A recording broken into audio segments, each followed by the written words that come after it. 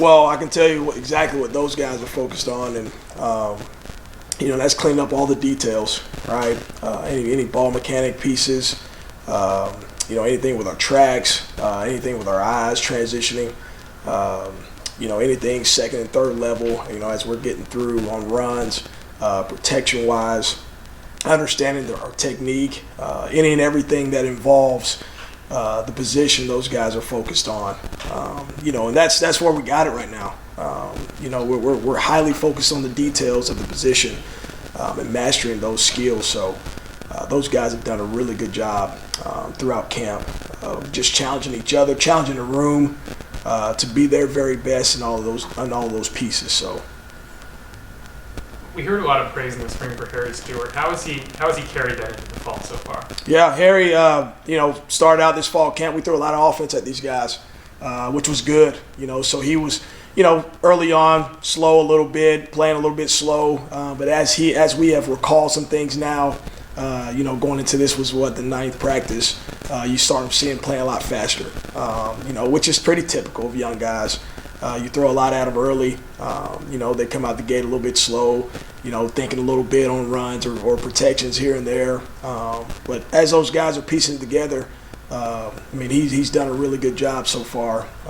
And I would even comment on Johnny as well. He's starting to turn the corner on some of those pieces too. So, as things slow down and we get some more recall on some pieces, those guys are starting to speed up a lot more, which is exciting. Yeah, what have your points of emphasis been with Johnny? Yeah, it's everything that the same points of emphasis that I have for him is the same that I have for Dev when it comes to playing the position. Obviously they're at different stages in their career. Johnny being on the front end of it and still understanding the offense, still trying to piece together the fundamentals of the position and putting it all together. As he gets reps, it's really starting to piece together for him really well. After the scrimmage, Lance said that you kind of taking it easy on Devin. You guys just limiting him a little bit. Yeah. Devin's played a lot of football, right? And the way that we structure our scrimmages, there still was a lot of work that Dev got, in our thud periods, that we had and some one-on-one stuff with the backers. So a lot of good work that was still, there for Dev to be able to get, because we gotta find ways to get those guys the reps that they need too. So I really love the practice structure that we have set for, guys like him to still be able to get work in and not just be a day where he's just taking off. So, what did you take away from the scrimmage for your group overall? Yeah, I think some of the older guys are in rhythm. Obviously that being Dev and Deuce was really, really excited to be able to get a lot of work for Savion. Getting him back in the flow of things. He didn't really go a whole lot this spring, being nicked up here and there, and he's done a really good job of managing himself and his body and his process when he walks in the building of taking care of his body the way that he needs to, and that's given him some opportunity to be able to take a lot of those reps with the ones. Younger guys, like I said earlier, those guys are right where I kind of expected them to be. Just in terms of where their level of understanding with the offense is. What we want to see out of those guys is them taking the next step of having that confidence and the competence to be able to get in and take reps and execute at a high level, and being able to play fast. I think that's the biggest thing. Them taking advantage of the time that we have right now in fall camp and maximizing those opportunities and meetings and having Dev and Deuce teach those guys. I really do think that, as we continue to go along, it's going to continue to get better for each and every one of them. John, do you see any similarities, maybe not in playing style, but just an approach to the game between Devin and Harry? Certainly. I do see some similarities there. And the thing about it for Harry, Harry is he's really starting to catch his second wind with everything. And I think that's what really makes it exciting for a guy like him. But the difference there is, Dev had to figure it out faster. There wasn't anybody ahead of him, necessarily that panned out, in the way that it probably should have. But for Harry, there's some guys that are ahead of him, so the pressure isn't quite there, so to speak. So the process for him is just being able to learn as much as he can from Dev and Deuce and Savion, and he's really done that, and he's taken a good approach in that realm. What's it been like with the transition with Daryl coming in at O-line coach and Jeff being the new OC? What's that been like? Yeah, Daryl was with Coach Leipold, at Buffalo. They're on the front end, and I knew right away, and I could tell right away, when he got in the building, and just being able to mesh with him. Great person, first and foremost. He really cares about his players. He has a beautiful family. In the time that we have gotten together, he's very knowledgeable in the game, very experienced, does a really good job in teaching and coaching his guys. So the continuity was there already. And then with Coach Grimes, obviously he was actually my old line coach when I was playing back in the day. And so that relationship was already established. We talked quite a bit even in the hiring process, and and that relationship has just carried over now. Just being in the room together, and it's been a really, really fun experience with Coach Grimes, and just being able to be side by side with him now has been a lot of fun. So we've seen what Devin and Daniel can do, but with Savion's kind of been a small sample size so far. What do you think he can bring you guys when he's healthy? Yeah, I think what you saw really year two. When Savion got here, he's flashy, right? When he's out on the field, he's explosive.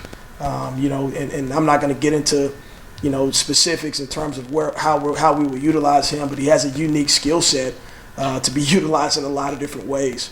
And you saw probably bits and pieces of that towards the end of the year where we were able to get him in, especially against Kansas State on a few things. So he's going to be that guy that can be a change-up back for us.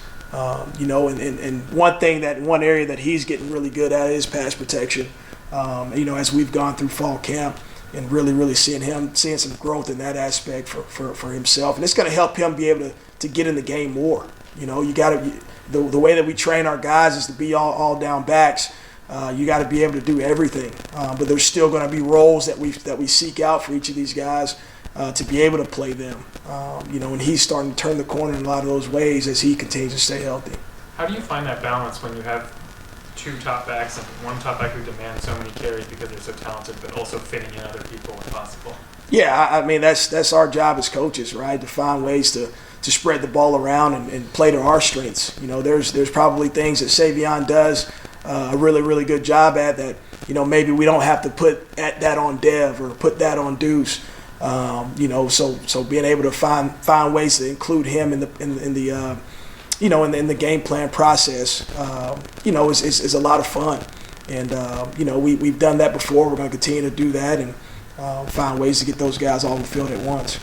Coach, how much does the having not only two veteran guys at the position, but having them with sort of complementary style, what does that do for the productivity of the running back position in terms of longevity, game day contribution? I mean, they're able to be fresh, so there's confidence as a coach to be able to throw either of those guys out there, and be able to take on those loads together, and they're even more dangerous when they're on the field together.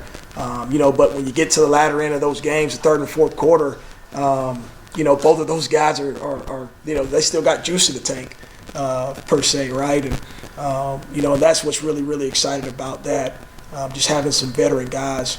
But also too, I think that their relationship and the way that they handle playing together and being in the same room and challenging each other is one thing that I think stands out the most about them. They're complementary, not just in style of play, but also in their relationship with each other. They're selfless. There is no selfishness there. Now, they're both hungry and they're eager and they want to be the one either with the ball or just in the game blocking, right? And so that's something that's really fun to be able to see and be able to guide as a coach, or those two type of guys in the room. So. Based off that, Coach, right, when you have two guys like that, one is better than, two is better than one, for the young guys to see that juice and that energy that they have and be able to have that going into next year where they have two guys that they can really learn from quickly, just from your perspective, is that big too, to have two better than one, if you will? Heck yeah. I mean, in short, I mean, for those young guys, they're also able to see, man, what it really takes to be a team, right? What it takes to be a unit. And when they push each other and they challenge each other, both physically and mentally within the room, they're able to achieve more. So having that type of, I guess you could say, unit where you're able to play multiple guys, there's strength in numbers there.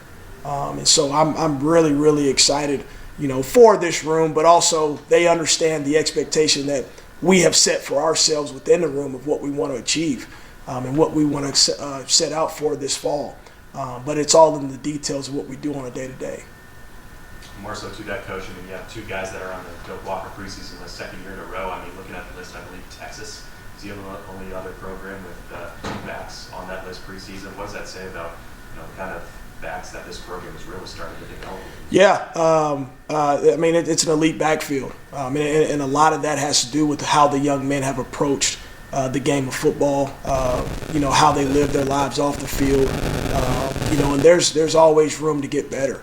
And that's on and off the field. Our process and what we do and how we do things, you hear that a lot from Coach Leipold, and that's on me as a coach to make sure that I hold those guys to that standard.